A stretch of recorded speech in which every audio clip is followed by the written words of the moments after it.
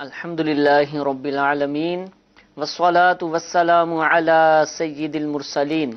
اما بعد فاعوذ باللہ من الشیطان الرجیم بسم اللہ الرحمن الرحیم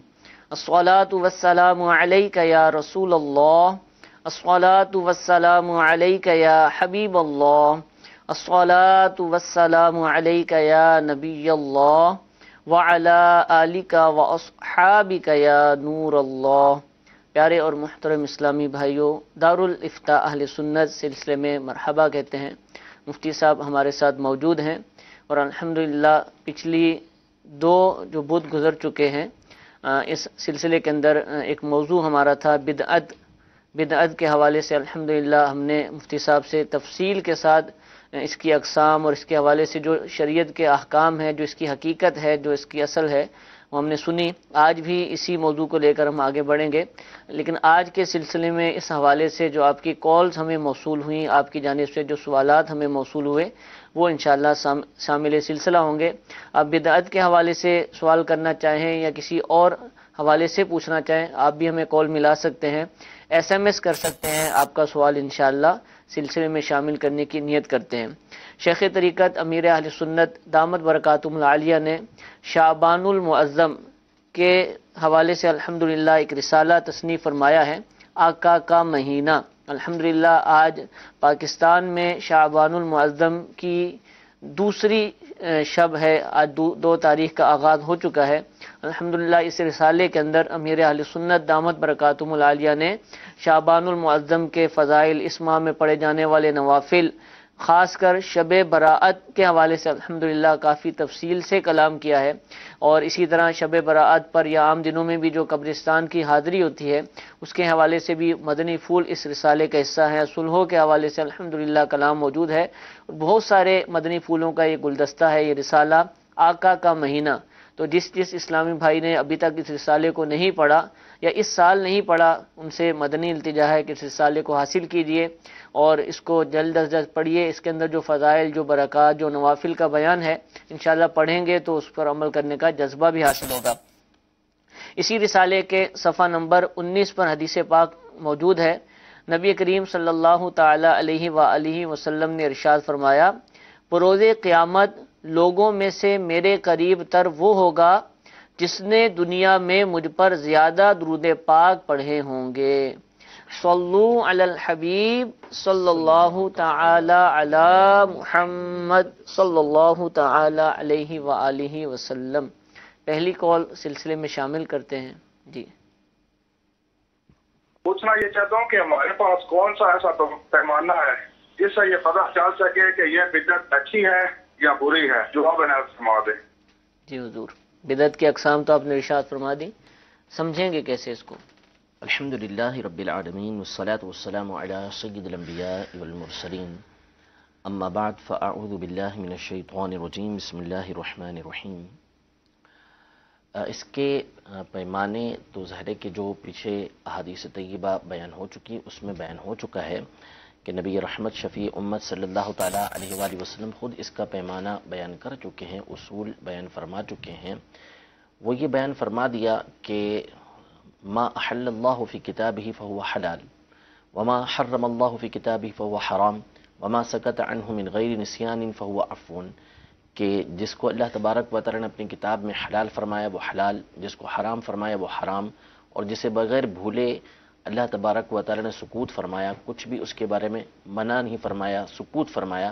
وہ معاف ہے۔ یہ قاعدہ، یہ اصول، یہ ضابطہ، یہ قانون، یہ اصل، یہ بنیاد نبی کریم صلی اللہ تعالیٰ علیہ وآلہ وسلم نے بیان فرمائی جو دین کو بیان کرنے کے لیے تشریف لائے تھے۔ اس پر تفصیلی گفتگو ہمارے 2 پچھلے سلسلوں کے اندر ہو چکی، اور کئی احادیث طیبہ اور ان کے حوالے، ان کی سند کے حوالے سے گفتگو یہ دونوں سلسلوں کے اندر کی جا چکی ہے۔ تو خود نبی کریم صلی اللہ تعالیٰ علیہ وآلہ وسلم نے یہ اصول اور ضابطہ بیان فرما دیا ہے۔ اصل یہی ہے کہ ہر وہ نیا کام کہ جس کی شریعت کی طرف سے ممانعت نہیں ہے، وہ شریعت کی کسی اصول سے، کسی ضابطے سے ٹکراتا نہیں ہے، کسی سنت کو اٹھانے والا نہیں ہے، کسی سنت کو تبدیل کر دینے والا نہیں ہے، حکم شریعت کو بدل دینے والا نہیں ہے، ایسا کام یہ جائز ہوا کرتا ہے، ٹھیک ہے۔ اور اس پر ایک نہیں، میں نے آپ کے سامنے بہت ساری احادیث طیبہ الحمدللہ بحوالہ پیش کی تھیں، تو خود ضابطہ اور اصول تو حضور علیہ الصلوۃ والسلام نے صلی اللہ علیہ یہ بیان فرما دیا ہے۔ اسی کو سامنے رکھ کر، اسی کے پیش نظر ہمارے کثیر علماء نے، اور آج کے نہیں صدیوں پرانے علماء نے، وہ علماء کہ جنہوں نے اپنی زندگیاں علم دین کے حصول میں، قرآن و حدیث کو سمجھنے اور سمجھانے کے اندر ساری زندگیاں گزاری، انہوں نے ان اصول اور ضابطوں کو بیان کیا۔ امام شافعی رحمۃ اللہ تعالی علیہ، جن کا نام ہر اہل علم جانتا ہے، جو معمولی سا بھی علم رکھتا ہے وہ جانتا ہے کہ امام شافعی رحمۃ اللہ تعالی علیہ مجتہد مطلق تھے۔ آج بھی کروڑوں کروڑ شافعی ان کی اقتداء کرنے والے، ان کی تقلید کرنے والے موجود ہیں۔ سند جید کے ساتھ حلیت الاولیاء میں امام ابو نعیم رحمۃ اللہ تعالی علیہ نے اور امام بیہقی رحمۃ اللہ تعالی علیہ نے فضائل امام شافعی کے اندر اس بات کو روایت کیا کہ امام شافعی رحمۃ اللہ تعالی علیہ یہ ارشاد فرماتے ہیں کہ البدعۃ بدعتان، بدعت دو قسم کی ہے، بدعت محمودہ، بدعت محمودہ، بدعت مذمومہ، بدعت مذمومہ، فما وافق السنہ، جو سنت کے موافق ہے فہو محمود، وہ محمود ہے، وما خالف السنہ فہو مذموم، جو سنت کے مخالف ہے وہ مذموم ہے۔ یہ امام شافعی رحمۃ اللہ تعالی علیہ کا فرمان عالی شان ہے۔ ایک بہت بڑی ہستی امام عز بن عبد السلام رحمۃ اللہ تعالی علیہ، یہ 6 صدی ہجری کے بزرگ گزرے ہیں اور بہت بڑے اپنے زمانے کے عالم گزرے ہیں، سلطان العلماء یہ کہلایا کرتے تھے۔ امام حافظ منذری رحمۃ اللہ تعالی علیہ، جن کی مشہور و معروف کتاب الترغیب والترہیب کے نام سے، مصر کے عالم تھے۔ جب امام عز بن عبد السلام رحمۃ اللہ تعالی علیہ مصر تشریف لے کر آئے تو امام منذری رحمۃ اللہ تعالی علیہ ان کے آنے سے پہلے فتویٰ دیا کرتے تھے، لیکن جب امام عز بن عبد السلام رحمۃ اللہ تعالی علیہ مصر تشریف لے کر آئے تو امام منذری فتویٰ دینے سے رک گئے اور فرمایا کرتے تھے کہ جب یہ یہاں پہ تشریف لے کر آ گئے تو یہی اس بات کے حقدار ہیں کہ یہی فتویٰ دیا کریں، اب میں فتویٰ نہیں دوں گا، یہ فتویٰ دیا کریں گے۔ تو بہت بڑا مقام و مرتبہ ہے، سلطان العلماء یہ کہلایا کرتے تھے۔ امام نووی رحمۃ اللہ تعالی علیہ نے تہذیب الاسماء واللغات کے اندر اس بات کو لکھا کہ وہ ہستی کہ جس کے علم و فضیلت کے اوپر علماء کا اجماع ہے، یعنی امام عز بن عبد السلام، انہوں نے بدعت کی 5 قسمیں مقرر کی ہیں، 5 قسمیں مقرر فرمائیں۔ امام عز بن عبد السلام پہلے یہ فرمایا کہ جن کی جلالت کے اوپر، جن کی علمیت کے اوپر علماء کا اجماع ہے، وہ کون ہیں؟ عز بن عبد السلام رحمۃ اللہ تعالی علیہ، اور پھر ان کے حوالے سے بدعت کی 5 قسمیں بیان کی۔ ایک بدعت وہ کہ جو بدعت واجبہ ہوا کرتی ہے، یعنی وہ کہ جس کے ذریعے سے قرآن و حدیث کو سمجھنا جس کے اوپر موقوف ہے کہ آپ اس کے بغیر قرآن و حدیث کو سمجھ ہی نہیں سکتے۔ جیسے مثال کے طور پہ عربی گرامر، کہ عربی گرامر کو سمجھے بغیر آپ قرآن و حدیث سمجھ ہی نہیں سکتے۔ ہم جو گرامر پڑھ رہے ہیں، مثال کے طور پہ یہ میں نے عبارت آپ کے سامنے پڑھی، تو اگر یہ کسی عام شخص کے سامنے رکھ دی جائے، یا یہاں جو حضرات بیٹھے ہوئے ہیں جو عربی نہیں پڑھتے، ان کے سامنے رکھ دی جائے تو اس کو یہ نہیں پڑھ پائیں گے۔ اسی طرح قرآن کی جو عبارات ہیں، جو احادیث طیبہ عربی میں لکھی ہوئی، وہ نہیں پڑھ پائیں گے۔ وجہ یہ کہ انہوں نے اس گرامر کو پڑھا ہی نہیں۔ ٹھیک ہے، تو اب جو قرآن کو سمجھنے کے لیے، احادیث طیبہ کو سمجھنے کے جو احکام ہیں کہ کس کس پر واجب ہوں گے، کہاں فرض کفایہ ہوگا، کہاں فرض عین بنے گا، یہ جو مختلف صورتیں بنیں گی، تو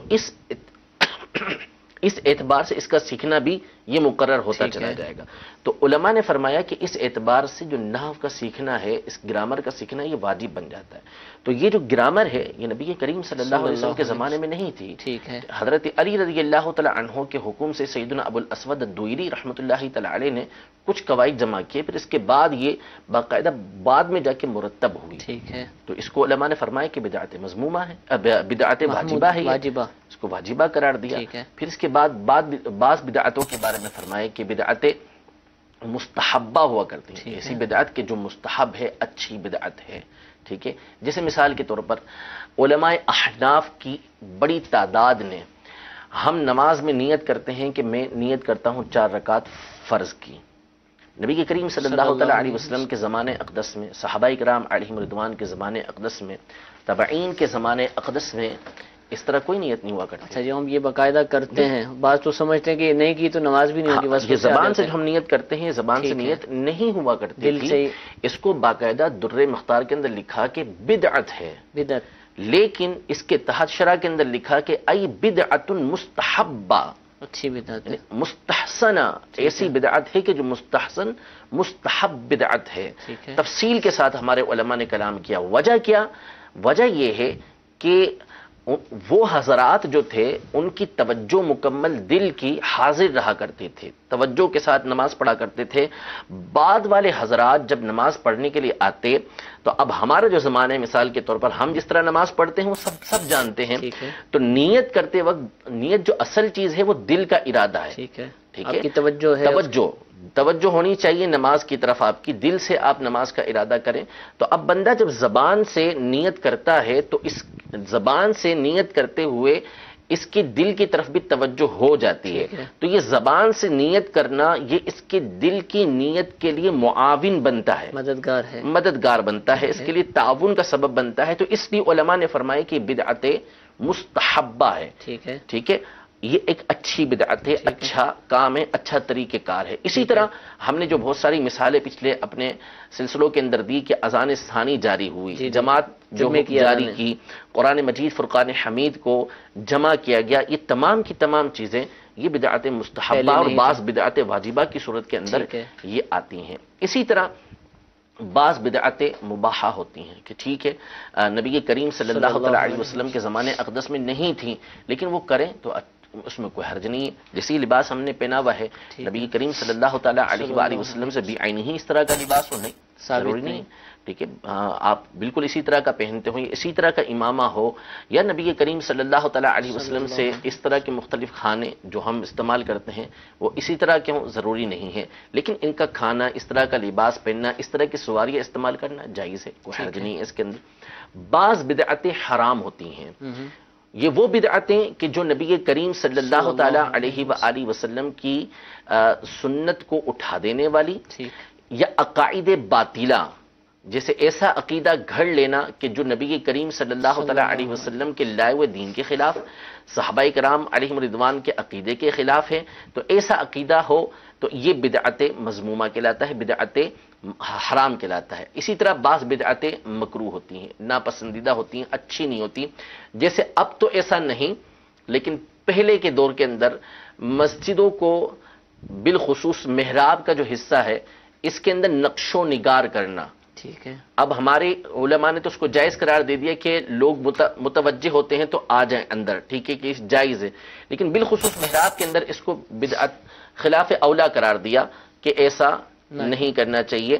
تو بعض بدعتیں ہوتی ہیں کہ جو ناپسندیدہ ہوتی ہیں کہ ایسا نہیں کرنا چاہیے، جو خلاف اولا ہوتی ہیں۔ تو بدعت کی یہ 5 قسمیں کی گئی ہیں، اور یہ 5 قسمیں کثیر علماء نے اپنی کتابوں کے اندر یہ بیان کی ہیں۔ ابتدا جو بیان کی 5 قسمیں یہ بیان کی اس بن عبدالسلام رحمۃ اللہ تعالی علیہ نے، اس کے بعد مسلسل امام جلال الدین سیوطی شافعی رحمۃ اللہ تعالی علیہ نے، علامہ شامی رحمۃ اللہ تعالی علیہ نے رد المختار کے اندر بیان کی، اور کثیر علماء نے اپنی اپنی کتابوں کے اندر یہ بدعت کی 5 قسمیں بیان فرمائی ہیں۔ تو اصول اور ضابطہ خود نبی کریم صلی اللہ تعالی علیہ وآلہ وسلم کی حدیث مبارکہ کے اندر یہ موجود ہے۔ ٹھیک ہے، تو حضور بدعت کے حوالے سے آپ نے تفصیل بیان کر دی، اور اس کو اگر سامنے رکھا جائے تو اعتراض باقی نہیں رہتا، لیکن جب اعتراض کیا جاتا ہے نا تو یہ تفصیل سامنے نہیں ہوتی ہے، خاص چیزوں کو بنیاد بنا کر، اور خاص طور پر یہ ایسا ہے تو کیسا ہے۔ مثال کے طور پر اعتراض کا ایک اگلا درجہ یہ ہوتا ہے کہ چلیں مثال کے طور پر آپ کی یہ اقسام مان بھی لی کہ آپ نے یہ مستحب اور حرام بدعت کی جو صورتیں بیان کی ہیں، لیکن جن چیزوں کو مستحب کے نام پر آپ کر رہے ہوتے ہیں نا اس میں بہت ساری خرافات بھی ہو رہی ہیں، تو ان خرافات کو بنیاد بنا کر کہا جاتا ہے یہ تو ایسا کام ہے کہ جس کی بنا پر گناہوں میں مبتلا ہو رہے ہیں۔ مثال کے طور پر جلوس میلاد ہے، تو جلوس میلاد نکالتے ہیں اور اہل سنت کرتے ہیں، لیکن بعض لوگ اس میں کچھ ایسی چیزیں کر دیتے ہیں کہ جو نہیں ہونی چاہیے۔ اب ان چیزوں کو لے کر پورے جلوس میلاد پر اعتراض کرنا۔ قرآن خوانی کے حوالے سے میں نے سنا کہ بھی قرآن خوانی جو ہے نا یہ صحابہ نے تو کی نہیں ہے، آپ لوگ کہاں سے کرتے ہیں، اور یہ قرآن خوانی کرنے والے جو ہے نا قرآن خوانی کروا لیتے اس کے بعد پورا سال قرآن نہیں پڑھتے۔ تو یہ بات کر کے نا وہ پوری قرآن خوانی کے ایک جو بھی ایک معاملہ ہے جو باعث برکت ہے اس کے اوپر اعتراض اور کہا یہ بدعت ہے۔ اس طرح کی چیزیں جو نا بہت ساری کی جاتی ہے، تو اس حوالے سے آپ کیا ارشاد فرماتے ہیں؟ کیا یہ چیزیں جو مستحب کام ہے، اچھے کام ہیں، ان کو روکنے والی کہلائیں گی؟ اچھا، بدعت مکروہ کی جو مثال ہے وہ بھول گیا ہوں، مجھے یاد آتی ہے تو میں عرض کرتا ہوں انشاءاللہ، آپ کے سوال کا میں جواب عرض کرتا ہوں۔ دیکھیں، پہلی بات تو یہ ہے کہ جو اس طرح کا روکنے کا معاملہ ہے نا، اس میں روکنے والا پہلے تو اپنی نیت کے اوپر غور کر لے کہ وہ روک کیوں رہا ہے۔ اس نے قیامت کے دن اللہ تبارک و تعالیٰ کی بارگاہ کے اندر اس کا جواب یہ دینا ہے۔ ہمارے یہاں پر عمومی طور پر اس طرح کے روکنے والوں کا مقصد جو ہے وہ چونکہ اپنا نظریہ اور عقیدہ وہ ایسا بنا چکے ہوتے ہیں کہ جس کی بنیاد پر وہ ہر نیک کام جو نیا ہوتا ہے اس کو وہ بدعت قرار دے چکے ہوتے ہیں، اس لیے وہ خرافات جو در آ چکی ہوتی ہیں اس کے اندر اس کو سامنے رکھ کر اصل نیک کام کو بھی ناجائز و حرام قرار دے دیتے ہیں، کہتے ہیں کس طرح سے اس کو ختم کرو، حالانکہ یہ بالکل باطل بات ہے۔ اصل یہ ہے کہ آپ برائی کو ختم کریں، بالکل آپ برائیوں کی مخالفت کریں تو بالکل ٹھیک ہے، لیکن آپ یہ کہیں کہ نہیں جی اصل کام کو ختم کر دیں تو یہ بالکل غلط ہے۔ مثال کے طور پر احادیث طیبہ کے اندر نبی کریم صلی اللہ تعالی علیہ وآلہ وسلم نے بچوں کو مسجد میں لانے سے منع کیا، اسی طرح سے مسجد کے اندر شور کرنے سے، آوازوں کو بلند کرنے سے منع کیا گیا کہ آج ہماری مساجد کے اندر آوازیں بلند نہیں ہوتی، کس قدر لوگ آوازوں کو بلند کرتے ہیں، حتیٰ کہ مسجد نبوی اور مسجد حرام کے اندر آوازیں بلند نہیں ہوتی۔ مسجد نبوی علی صاحبہ الصلاۃ والسلام کے جب دروازے کھلتے ہیں تو کس طرح سے لوگ بھاگتے ہیں کہ ہمارے سامنے یہ مناظر نہیں ہے۔ پھر اس کے علاوہ جب ہمارے یہاں پر مساجد کے اندر جو بڑی عمر کے حضرات ہوتے ہیں وہ کس طرح آوازیں بلند کر رہے ہوتے ہیں اور بچے آگے کس طرح کے معاملات کر رہے ہوتے ہیں، تو کیا اس کا مطلب یہ ہے کہ ہم مساجد کو بند کر دیں، مساجد ختم کر دیں، یا ہم ان چیزوں سے منع کریں گے؟ ٹھیک ہے، ظاہر انہی چیزوں سے منع کریں گے۔ تو جب ان چیزوں سے منع کر رہے ہیں، اصل مسجد سے منع نہیں کر رہے، تو اسی طرح جب ایک نیا کام جو اچھا ہے، جس کی احادیث طیبہ کی روشنی کے اندر اجازت مل رہی ہے، تو پھر آپ اس نئے کام سے منع نہ کریں، آپ اس میں جو خرابیاں آئی ہوئی ہیں اس سے آپ منع کیجئے۔ ٹھیک ہے،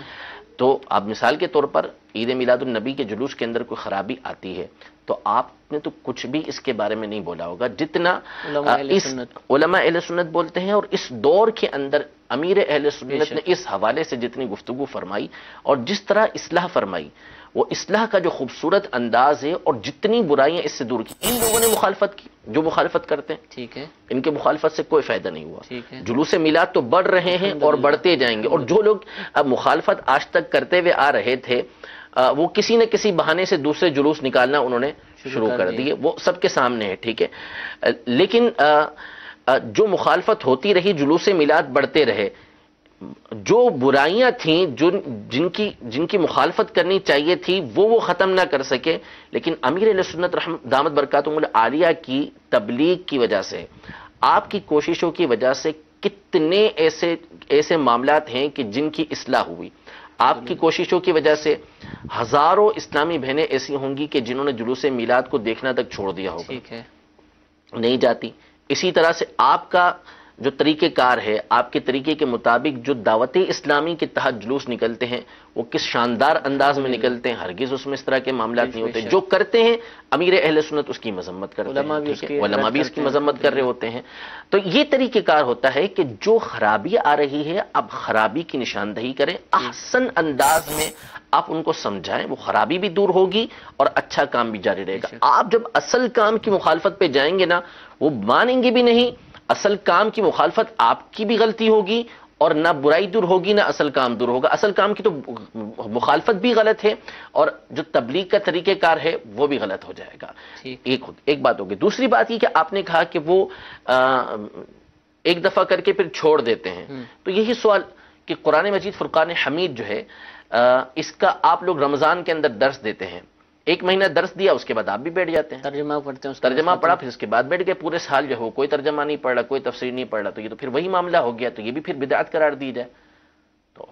ترجمہ قرآن، تفسیر قرآن جو ہے وہ ہر کوئی رمضان کے اندر کر رہا ہوتا ہے، وہ بھی کر رہا ہوتا ہے کہ جس کو کرنا بھی نہیں آتا اور جس کو کرنا بھی نہیں چاہیے، جس کا کرنا بھی حرام ہے وہ بھی کر رہا ہوتا ہے، ٹھیک ہے نا، تو پھر یہ بدعت نہیں قرار پاتا، لیکن ہم جو کام کریں گے وہ بدعت قرار پائے گا، یعنی جو آپ کے نفس کو پسند آئے گا، جو آپ کو ٹھیک لگے گا وہ بدعت نہیں ہوگا، دوسرا کرے گا جو آپ کے نفس کو پسند نہیں آئے گا تو وہ بدعت قرار پائے گا، تو یہ تو پھر من مانی ہوئی، شریعت کی پیروی نہ ہوئی۔ ٹھیک ہے، اچھا دوسرا ایک اور انداز سے بھی بات کی جاتی ہے کہ چلیں ٹھیک ہے کہ میلاد منانا ہی ہے، تو جس طرح صحابہ نے منایا ویسے منائے نا، ان کو زیادہ پتا تھا، وہ جس انداز سے مناتے ہوں گے تو وہ طریقہ اپنائے نا، جلوس تو صحابہ نے نہیں نکالا، یہ چیز لے کر ہر کام کے اوپر اپلائی کی جاتی ہے، تو اس کا ہم کیا کریں گے؟ دیکھیں اصل یہ ہے کہ صحابہ کرام علیہم رضوان، نبی کریم صلی اللہ تعالی علیہ وآلہ وسلم، ان سے ہمیں اصول و ضابطے ملے ہیں، ٹھیک ہے، اور اصول و ضابطے کے ذریعے ہی دین کے اصول پر ہی چلا جاتا ہے، ٹھیک ہے، باقی زمانے کے اعتبار سے طریقہ کار ہر چیز کے تبدیل ہوتے ہیں، ٹھیک ہے۔ اب ہم یہ کہیں کہ مساجد اس زمانے کے اعتبار کی بنا دیں تو ایسا تو وہ بہتر سمجھتے تھے کہ ایسی ہی مسجدیں بنائی جائیں، لیکن ہمارے یہاں خوبصورت مسجدیں بنائی جا رہی ہیں نا، حالانکہ قیامت کی نشانیوں میں سے اسی خوبصورت مسجدوں کو قرار دیا گیا کہ تم یہود و نصارہ کی طرح اس طرح کی خوبصورت مسجدیں بناؤ گے، لیکن آج ہر کوئی اس طرح کی مسجدیں بنا رہا ہے، جائز بھی اس طرح کی مساجد بنانا۔ صحابہ کرام علیہم رضوان جس طرح حج کیا کرتے تھے، ہم اس انداز میں حج بھی نہیں کرتے، پیدل حج کیا کرتے تھے، بہت سارے معاملات ایسے ہوا کرتے تھے، تو اصل یہ نہیں ہے۔ صحابہ کرام علیہم رضوان نبی کریم صلی اللہ تعالی علیہ وآلہ وسلم کے زمانے کا جو طریقہ کار تھا وہ اصل اور بنیاد ہمیں بتا دی گئی، اور ہم انہی اصل اور بنیاد کے مطابق اپنے زمانے کے اندر عمل کر رہے ہیں۔ ہاں اگر کوئی شریعت مطہرہ کے اصول اور ضابطے کی، نبی کریم صلی اللہ تعالی علیہ وآلہ وسلم کے طریقہ کار کی اس میں کوئی مخالفت ہوتی ہے، مثال کے طور پر نبی کریم صلی اللہ تعالی علیہ وآلہ وسلم اپنی پیدائش کے دن روزہ رکھا کرتے تھے، اب اگر کوئی شخص کہتا ہے کہ حضور علیہ السلام کی پیدائش کے دن روزہ رکھنا یہ ناجائز و حرام، تو پھر اس کی مخالفت کی جائے گی کہ تم حضور علیہ السلام کے طریقہ کار کی جو ہے وہ مخالفت کر رہے ہو۔ نبی کریم صلی اللہ تعالی علیہ وآلہ وسلم نے جس چیز کو جائز قرار دیا، جس کے اوپر عمل کیا، تم اس چیز کی ممانعت کر رہے ہو، تو تمہارا اس طرح کرنا یہ غلط ہے۔ لیکن اگر کوئی روزہ رکھتا ہے، روزہ رکھ کر بھی وہ جلوس کے اندر بھی چلا جاتا ہے، وہ جھنڈا بھی اٹھا لیتا ہے، تو اس نے نبی کریم صلی اللہ تعالی علیہ وسلم کے طریقہ کار کی کوئی مخالفت نہیں کی ہے۔ ٹھیک ہے، جزاک اللہ۔ امید ہے کہ مفتی صاحب نے جس انداز سے جوابات دیے، بہت سارے وساوس الحمدللہ ختم ہو گئے ہوں گے۔ مزید کالز بھی ہم آپ کے سلسلے میں شامل کرتے ہیں۔ جی، میرا سوال یہ ہے کہ بعض لوگ یہ کہتے ہیں کہ جو حدیث ہے من سنہ فی الاسلام سنتن حسنتن، تو اس سے مراد نیا کام نہیں ہے، بلکہ اس سے مراد یہ ہے کہ جو سنت ختم ہو چکی ہے، جس پر عمل کرنا لوگوں نے چھوڑ دیا ہے، تو اس سنت کو زندہ کرنا یہ مراد ہے۔ تو اس حوالے سے مفتی صاحب کیا فرماتے ہیں، ذرا روشنی ڈالیں۔ جی حضور۔ دیکھیں یہ کئی اعتبار سے یوں اس کی تشریح ٹھیک نہیں ہے۔ پہلی بات تو یہ کہ شارحین حدیث نے اس کو مطلق رکھا ہے کہ کوئی بھی نیا کام جو اسلام کے اندر ایجاد کیا گیا اس پر عمل کرنے والے کو بھی ثواب ملے گا، اور جتنے لوگ اس پر عمل کرتے رہیں گے ان تمام کو ثواب ملے گا۔ دوسری بات تشریح نہیں کی جو انہوں نے جی دوسری بات یہ ہے کہ اصل میں یہ اصول اور ضابطہ ہے جو تمام کتابوں کے اندر منقول ہے کہ اصل اعتبار یہ عموم الفاظ کا ہوتا ہے، یعنی الفاظ کے عموم کا ہوتا ہے کہ الفاظ میں عام طور پہ نبی کریم صلی اللہ علیہ وسلم نے بیان کیا تو اس کو ہم عام ہی رکھیں گے۔ آپ نے فرمایا من سنہ، جس نے اسلام کے اندر کوئی اچھا کام ایجاد کیا تو اس کو اجر ملے گا، اور جتنے لوگ اس پر عمل کرتے رہیں گے تمام کو اس کا ثواب تمام کا ثواب اس کو بھی ملتا رہے گا۔ تیسری بات یہ کہ اسی حدیث کا اگلا حصہ یہ ہے کہ جس نے اسلام کے اندر کوئی برا طریقہ ایجاد کیا، تو اس کے لیے اس کا گناہ ہے، اور جتنے لوگ اس پر عمل کرتے رہیں گے ان تمام کا گناہ بھی اس کو ملتا رہے گا، اور ان کے گناہوں میں سے کوئی کمی نہیں ہوگی۔ تو اس کا تقاضا یہ ہے کہ یہاں پہ مطلق ہے، جس طرح وہاں مطلق ہے کہ کوئی بھی برا کام ایجاد کرے، تو اس کا مطلب ہے کہ یہاں پر بھی مطلق ہے کہ مفہوم ایک ہی رہے گا، بالکل کہ دونوں، کہ یہاں پر بھی کوئی اچھا کام ایجاد کرے اور وہاں پر بھی کوئی اچھا کام ایجاد کرے، تو دونوں کو سامنے رکھیں گے تو مطلب بالکل واضح ہو جائے گا۔ تو چاہے کوئی سنت ایسی ہو کہ جو نبی کریم صلی اللہ تعالی علیہ وآلہ وسلم کا طریقہ کار تھا اور لوگوں نے اس پر عمل کرنا چھوڑ دیا تو اس نے اس کو زندہ کیا، تو واقعی اس کے لیے بھی ایسا ہی ہے کہ لوگ اس پر عمل کرتے رہیں گے تو انشاءاللہ اس کو ثواب ملے گا، اور لوگ جتنا عمل کرتے رہیں گے اس کو بھی اس کا ثواب ملتا رہے گا۔ اور اس کے علاوہ دوسرا کام بھی اس نے ایجاد کیا تو حدیث کا اگلا حصہ خود اس بات کا تقاضا کر رہا ہے کہ اس کو بھی اس کا ثواب بھی ملتا رہے گا۔ انشاءاللہ۔ جی ایک اور کال چلائیے۔ میرا سوال مفتی صاحب سے یہ ہے، کیا معجزے سے عقیدہ ثابت ہو سکتا ہے، جیسے مدد مانگنے کا عقیدہ یا دیگر عقائد؟ براہ کرم جواب ارشاد فرما دیجیے۔ جی بالکل، معجزے سے عقیدہ ثابت ہو سکتا ہے۔ انبیاء کرام علیہم السلام کی نبوت، یہ معجزہ ہوتا ہی اس لیے ہے کہ وہ اپنی نبوت جب آتے ہیں، نبوت کا اظہار کرتے ہیں کہ ہم نبی ہیں، اور لوگوں کے سامنے بتاتے ہیں، اپنی نبوت کا اظہار کرتے ہیں، تو اپنی نبوت کے دعوے کے اوپر بطور دلیل معجزہ پیش کرتے ہیں۔ تو جب بطور دلیل معجزہ پیش کرتے ہیں نبوت کے دعوے کے اوپر، نبوت کے اس بات کے اوپر کہ لوگوں کو بتاتے ہیں ہم نبی ہیں، تو معجزے کے ذریعے جب نبوت کو ثابت کرتے ہیں تو پھر عقیدہ کیسے ثابت نہیں ہو سکتا؟ تو بالکل عقائد کا ثبوت جو ہے وہ معجزے کے ذریعے بھی ہوتا ہے، اور معجزہ اللہ تبارک و تعالی انبیاء کرام علیہ السلام کے اختیار میں دیتا ہے۔ فَسَخَّرْنَا لَهُ الرِّيحَ، ہم نے جو ہے وہ ہوا کو سلیمان علیہ السلام کے لیے مسخر کر دیا تھا۔ تو عقائد، نظریات انبیاء کرام علیہ السلام کو جو معجزات دیے گئے ہیں اس کے ذریعے سے ثابت ہوتے ہیں۔ ٹھیک ہے جی، ایک اور کال چلائیے۔ میرا دارالفتاء اہل سنت میں یہ سوال ہے کہ جس طرح کہ ہمارے لوگ اولیاء اللہ کے مزارات پر جاتے ہیں، تو اس طرح مزارات پر جانے کو بھی لوگ شرک، بدعت کہتے ہیں، اور کہتے ہیں کہ تم نے ان سے مانگنا شروع کر دیا، اللہ سے مانگو۔ اس میں شرک اور بدعت، اس کا تھوڑا فرق بھی بیان فرمایا کہ یہ لفظ اکٹھے ہی بولے جاتے ہیں نا، ایک نہیں بولا جاتا۔ شرک بدعت، شرک بدعت، اب وہ شرک کہنا ہے یا بدعت کہنا ہے، یہ دونوں ہی کہہ رہے ہیں، یہ پتہ نہیں ہوتا، حکم لگا دیا جاتا ہے۔ بدعت بولتے ہیں نا ہمارے، بدعت بھی الگ چیز، بدعت اصل چیز ہے، بدعت ہے جی۔ اصل میں شرک تو ایک عظیم گناہ ہے، ان بلکہ ہمارے عالم صاحب ہیں تو وہ اس کی شرک، ان کی ہندی کے اندر تو شرک بھی کہا جاتا ہے۔ شرک تو بہت بڑا گناہ ہے نا، ان الشرک لظلم عظیم، شرک ظلم عظیم ہے۔ قرآن پاک میں اللہ تبارک و تعالیٰ فرماتا ہے ان اللہ لا یغفر ان یشرک بہ ویغفر ما دون ذلک لمن یشاء، کہ بے شک اللہ تبارک و تعالیٰ اس کو نہیں بخشے گا کہ اس کے ساتھ کسی کو شریک کیا جائے، باقی اس کے علاوہ جو دوسرے گناہ ہیں اس کو بخش دے گا۔ کفر و شرک کو اللہ تبارک و تعالیٰ قیامت کے دن نہیں بخشے گا،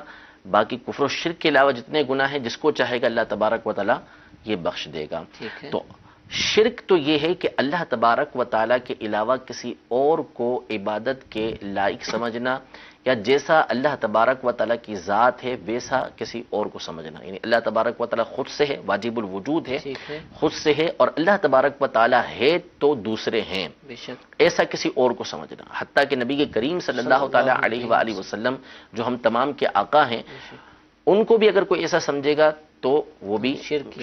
مشرک ہو جائے گا کہ آپ علیہ السلام اگرچہ کہ مخلوق کے آقا ہیں لیکن اللہ تبارک و تعالیٰ کے بندے ہیں، اللہ تبارک و تعالیٰ کی مخلوق ہیں۔ تو اللہ تبارک و تعالیٰ کے علاوہ کسی اور کو عبادت کے لائق سمجھنا، یا اللہ تبارک و تعالیٰ کے علاوہ کسی اور کو واجب الوجود سمجھنا، یعنی جیسا اللہ تبارک و تعالیٰ کی ذات ہے ویسا اس کو کسی اور کو سمجھنا، یا جیسے اللہ تبارک و تعالیٰ کے صفات ہیں کسی اور کو ویسا سمجھنا، یہ شرک کہلاتا ہے۔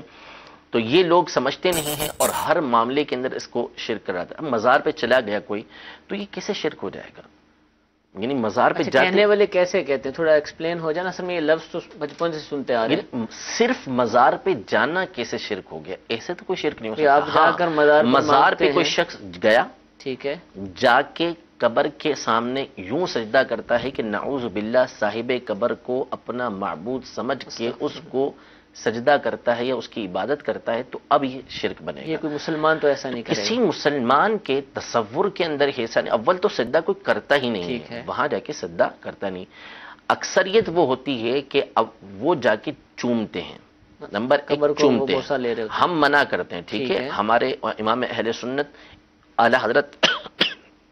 امام احمد رضا خان رحمۃ اللہ تعالی علیہ نے قبر کو احتیاطاً چومنے سے منع فرمایا، ناجائز نہیں، چومنے سے منع فرمایا۔ احتیاط یہ ہے کہ اس میں چومے نہ، چومتے ہیں نمبر ایک، وہ سجدہ نہیں کرتے، ٹھیک ہے۔ اگر بالفرض کوئی سجدہ کرتا بھی ہے تو جاہل سے جاہل شخص بھی جو سجدہ کر رہا ہے اس سے آپ پوچھیں گے نا تو وہ یہی کہے گا کہ میں اس صاحب قبر کو معبود سمجھ کے اس کی عبادت کے لیے سجدہ نہیں کر رہا، وہ تعظیم کے طور پر ہی سجدہ کر رہا ہوگا، ٹھیک ہے۔ ہم اس کو بھی حرام کہتے ہیں کہ یہ ہمارا منع نہیں، حرام، کہ یہ حرام ہے، ہماری شریعت کے اندر یہ حرام ہے۔ ٹھیک ہے، اس کو حرام قرار دیتے ہیں۔ اور بالفرض اگر واقعی کوئی ایسا کرے کہ بطور عبادت اس کو سجدہ کر رہا ہے، اس کو معبود سمجھ کے اس کی عبادت کے طور پر اس کو سجدہ کرتا ہے تو کافر ہو جائے گا، شرک ہے۔ علماء اہل سنت نے اس کی تعلیم نہیں دی، اور اجہل ترین شخص، جاہل ترین شخص بھی یہ کام نہیں کرے گا۔ تو ایسی صورت شرک کی بن سکتی ہے، تو ایسا کوئی کرتا نہیں ہے۔ یا وہاں گیا اور اس کو اپنا معبود حقیقی سمجھ کر کے یہ میرا معبود ہے، نعوذ باللہ، اب اس کو کہہ رہا ہے کہ میری جو ہے وہ تم مدد کرو، تو ایسی کوئی صورت ہو سکتی ہے۔ اور اسے کوئی بھی نہیں سمجھتا، صاحب مزار سے اگر وہ جا کے مانگ بھی رہا ہے تو وہ یہی سمجھتا ہے کہ اللہ تبارک و تعالیٰ کے بندے ہیں، اللہ تبارک و تعالیٰ کی دی ہوئی قدرت سے اللہ تبارک و تعالیٰ کی وہ ذات کی جو ان اللہ علی کل شیء قدیر ہے، کہ بے شک اللہ تبارک و تعالیٰ ہر چیز پر قادر ہے۔ اور وما کان عطاء ربک کان محظورا، وما کان عطاء ربک کان محظورا، وما کان عطاء ربک محظورا، کہ جب تیرا رب کسی چیز کو عطا کرنا چاہے تو وہاں پہ کوئی رکاوٹ نہیں ہوا کرتی۔ تو اللہ تبارک و تعالیٰ صاحب قبر کو، صاحب مزار کو اس بات کی قدرت دیتا ہے کہ وہ اللہ کی عطا سے آنے والی کی مصیبتیں، پریشانیاں دور کر سکتے ہیں۔ یہ جانے والے کا عقیدہ اور نظریہ ہوتا ہے، وہ بندہ ہی سمجھ رہا ہوتا ہے۔ وہ اگر ان کو حاجت روا سمجھتا ہے تو اللہ تبارک و تعالیٰ کی دی ہوئی قدرت سے ہی سمجھ رہا ہوتا ہے، اللہ کا وہ محتاج ہی ان کو سمجھ رہا ہوتا ہے، تو وہ اس اعتبار سے ان سے جا کے مدد مانگتا ہے۔ تو یہاں تو شرک کی جڑ ہی کٹ کے رہ جاتی ہے۔ تو اس کو شرک کس بنیاد پہ کہا جا سکتا ہے؟ کوئی شرک کہہ ہی نہیں سکتا اس کو۔ بدعت کی تعریف میں آپ کے سامنے بیان کر چکا۔ اب قبر پہ جانا، مزار پہ جانے کا سیدھا سیدھا مطلب ہے کہ اب قبر پہ جا رہے ہیں، تو اب اس کو بدعت قرار دینا۔ نبی کریم صلی اللہ تعالی علیہ وآلہ وسلم کی حدیث مبارکہ ہے کہ کنت نہیتکم عن زیارت القبور فزوروها فانها تذکر الآخرہ، کہ میں تمہیں قبروں کی زیارت سے منع کیا کرتا تھا، اب تم ان کی زیارت کیا کرو کیونکہ یہ آخرت کی یاد دلاتی ہیں۔ تو کیا اولیاء کرام کی قبریں نہیں ہوا کرتی کیا؟ تو یہ اس حدیث پاک کے تحت داخل ہیں، ان کی قبروں پر بھی جانا چاہیے۔ نبی کریم صلی اللہ علیہ وسلم ہر سال جایا کرتے تھے، احد کے مزاروں پر جایا کرتے تھے، احد کے شہداء کے مزاروں پر جایا کرتے تھے۔ آپ علیہ الصلوۃ والسلام کا جانا ثابت۔ اسی طرح بقیع غرقد کے اندر جایا کرتے تھے حضور علیہ الصلوۃ والسلام۔ صحابہ کرام علیہم رضوان کا نبی کریم صلی اللہ تعالی علیہ وسلم کی قبر انور پر آنا، علماء نے لکھا واضح طور پر کہ نبی کریم صلی اللہ تعالی علیہ وسلم کے مزار اقدس پر جو حج کے لیے جا رہا ہے اس کے لیے قریب بواجب ہے کہ حضور علیہ الصلوۃ والسلام کی قبر انور پر حاضری دے۔ تو مزار پر جانا یہ کیسے بدعت ہو سکتا ہے؟ یہ تو نبی کریم صلی اللہ تعالی علیہ وآلہ وسلم کے فرمان سے ثابت، آپ کے عمل سے ثابت ہے۔ باقی جو عورتیں آتی ہیں اس سے بھی ہم روکتے ہیں۔ وہ جو حضور علیہ الصلوۃ والسلام کے مزار پر تو عورتوں کو بھی جانے کا حکم ہے۔ باقی اس کے علاوہ جو خرابیاں ہیں، خرابیوں کے بارے میں ہم پہلے ہی بات کر چکے ہیں۔ وہاں پہ جو مزارات کے، میں نے وہی عرض کی نا کہ جو مخالفت کرنے والے ہیں نا وہ ان چیزوں کو بطور خرابی ہائی لائٹ نہیں کرتے، نہ ان کو دور کرنا مقصود ہوتا ہے۔ وہ ان کا مقصد جو اصل کام ہوتا ہے اسی سے روکنا ہوتا ہے۔ یہ علماء اہل سنت کا ہی کام ہے، بالخصوص اس زمانے میں امیر اہل سنت ہی کا کام ہے کہ جو ان چیزوں سے برملا روکتے ہیں کہ مزارات پر یہ کام نہیں ہونے چاہیے، جو غلط کام ہو رہے ہیں ان چیزوں سے روکا جائے، نہ کہ مزارات پہ جانے سے روکا جائے۔ جزاک اللہ جی۔ ایک اور کال چلائیے۔ میں نوید باب المدینہ کراچی سے بات کر رہا ہوں۔ میرا سوال یہ ہے کہ نفلی روزہ ایک رکھ سکتے ہیں؟ لوگ کہتے ہیں یہ ایک روزہ نہیں رکھنا چاہیے، وہ اکیلا ہوتا ہے۔ جواب ارشاد فرما دیں۔ جی کوئی مسئلہ نہیں، نفلی روزہ ایک رکھ سکتے ہیں، البتہ بعض جو دن ہیں ان میں بہتر یہ ہے کہ اکیلا نہ رکھا جائے۔ جیسے جمعے کے دن کا روزہ ہے، اس کو جمعے کے دن کی تخصیص کے اعتبار سے کہ خاص جمعے کا لحاظ کرتے ہوئے نہ رکھا جائے، بلکہ اس سے ایک دن آگے یہ بعد رکھ لیا جائے، جمعرات کا روزہ رکھ لیا جائے یا اس کے ساتھ ہفتے کا روزہ رکھ لیا جائے۔ ہاں اگر اس میں بھی پھر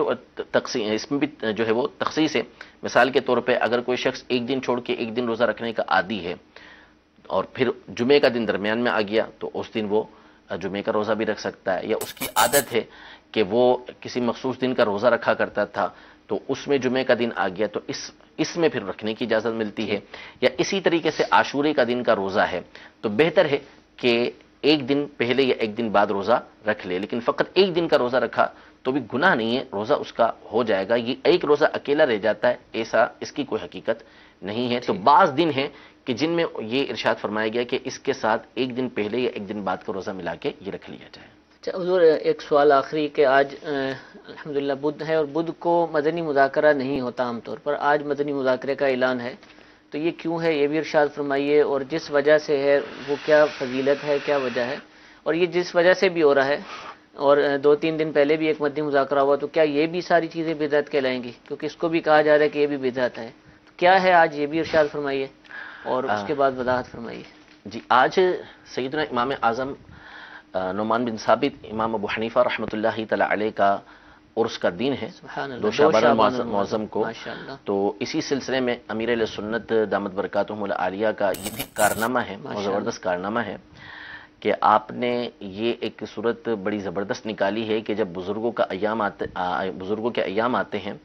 تو ان کے ایام میں آپ جلوس بھی نکلوا رہے ہیں اور ساتھ میں ان کے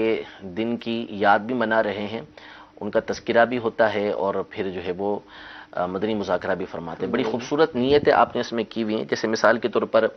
امام جعفر صادق رضی اللہ تعالی عنہ کے دن میں جو ہے وہ ان کے لیے جلوس نکالا، ان کا تذکرہ ہوا، سوالات ہوئے آپ سے، آپ نے جوابات دیے، نیت یہ بیان کی تاکہ اس کے ذریعے سے امت کو پتہ چلے ان کے بارے میں اور ان کی سیرت کے بارے میں پتہ چلے، لوگوں نے کن کو ہیروز بنایا ہوا ہے، جی پتہ چلے کہ یہ ہے۔ اسی طرح سیدنا امیر معاویہ رضی اللہ تعالیٰ عنہ کا دن آیا تو ان کی یاد منائی گئی، ان کے لیے جلوس نکالا گیا، ان کے نعرے لگائے گئے، مدنی مذاکرہ ہوا، نیاز کی گئی۔ پہلے امام جعفر صادق رضی اللہ عنہ کے دن پہ نیاز کی گئی تھی، اب امام ابو حنیفہ یوم صدیق اکبر رضی اللہ عنہ پر ہوا، خواجہ غریب نواز رضی اللہ عنہ کے دن پر ہوا، غوث پاک رضی اللہ عنہ کے جو 11 دن تھے اس میں یہ سلسلہ ہوتا رہا۔ اسی طرح ابھی جب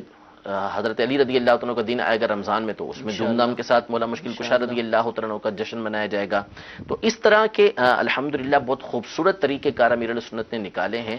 کہ جلوس بھی نکالا جائے بزرگوں کے دن پر اور مدنی مذاکرہ کیا جائے کہ جس کے ذریعے سے لوگوں کو ہمارے اصل بزرگوں کے بارے میں معلومات حاصل ہو، ان کی سیرت پتہ چلے اور لوگ ان کی سیرتوں پر عمل کریں۔ تو یہ بہت اچھا طریقہ کار ہے۔ آج امام اعظم ابو حنیفہ رضی اللہ عنہ کا دن ہے تو ان کا جلوس بھی نکالا جائے گا، جلوس حنفیہ، اور پھر اس کے بعد جو ہے ان کے بارے میں جو ہے وہ مدنی مذاکرے کے اندر تفصیل بھی بتائی جائے گی تاکہ لوگوں کو ان کی سیرت کے بارے میں معلومات ہو۔ اس پر تو یہ جملہ صادق نہیں ہے کہ نا صحابہ نے نہیں کیا تو کیوں کیا، صحابہ نے نہیں کیا تو ہم نے کیوں کیا، تو اس طرح تو بہت سارے معاملات ہیں۔ ہم قائد اعظم کا دن بھی مناتے ہیں تو وہ صحابہ نے کہاں منایا تھا، یوم پاکستان مناتے ہیں، یوم اقبال مناتے ہیں، بہت سارے دن مناتے ہیں، اور اب تو بہرحال کیا کیا نہیں منایا جاتا، تو اس پہ اعتراض کرنے والے کم ملتے ہیں، اور وہ مناتے ہیں وہ دن کے جو میلاد کو بدعت کہتے ہیں۔ صحیح۔ اللہ تعالیٰ میں بزرگان دین کی برکتیں عطا فرمائے۔ جو ایام الحمدللہ منائے جاتے ہیں ان میں جن جن بزرگان دین کو اصال کیا جاتا ہے، اللہ تعالیٰ ان کی خصوصی برکتیں عطا فرمائے۔ امام اعظم امام ابو حنیفہ رضی اللہ تعالیٰ عنہ کا صدقہ ہم سب کو عطا فرمائے۔ دینی مسائل کی بصیرت الحمدللہ ان کے ذریعے میں حاصل ہوئی، اس میں مزید اللہ تعالیٰ اضافہ فرمائے۔ سلسلے کا وقت ہمارا ختم ہو چکا، مدنی مذاکرے کے حوالے سے مفتی صاحب سے ہم نے سن لیا، تو انشاءاللہ عز و جل کچھ ہی دیر بعد